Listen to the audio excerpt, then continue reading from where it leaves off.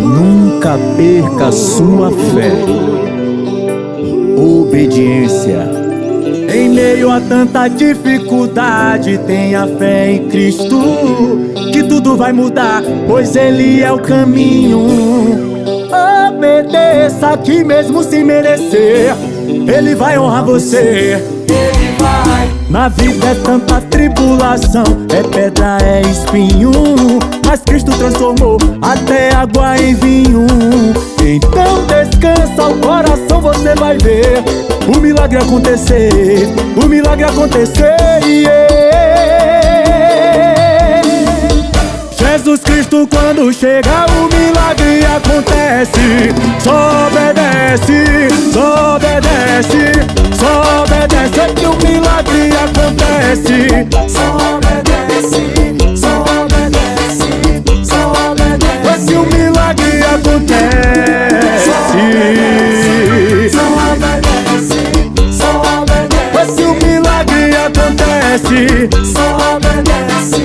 Salmos capítulo 1, versículo 6. Pois o Senhor aprova o caminho dos justos, mas o caminho dos ímpios leva à destruição. Filho meu, seja obediente, guarda meus mandamentos dentro do seu coração. Jesus Cristo quando chega, o milagre acontece. Só obedece, só obedece, só obedece que o milagre acontece. Só obedece, só obedece. Agora, hein? Adore, adore, adore, adore, adore. Ei! Oh, que o milagre acontece.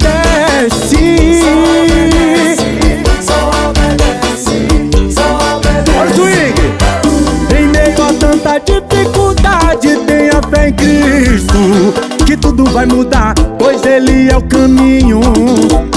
Obedeça, que mesmo sem merecer, Ele vai honrar você. Ele vai. Na vida é tanta tribulação, é pedra, é espinho, mas Cristo transformou até água em vinho.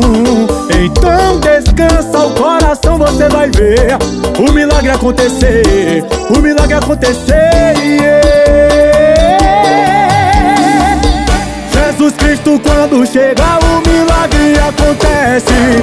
Só obedece. Vambora, ô glória, vambora, ô glória. Só obedece, só obedece, só obedece. Se o milagre acontece. Só obedece, só obedece. Se o milagre acontece. Só obedece. A obediência gera milagre, rapaz. Pois o Senhor aprova o caminho dos justos, mas o caminho dos ímpios leva à destruição. Filho meu, seja obediente, guarda meus mandamentos dentro do seu coração. Jesus Cristo quando chega, joga pra cima, joga pra cima. Só obedece, só obedece, só obedece que o milagre acontece.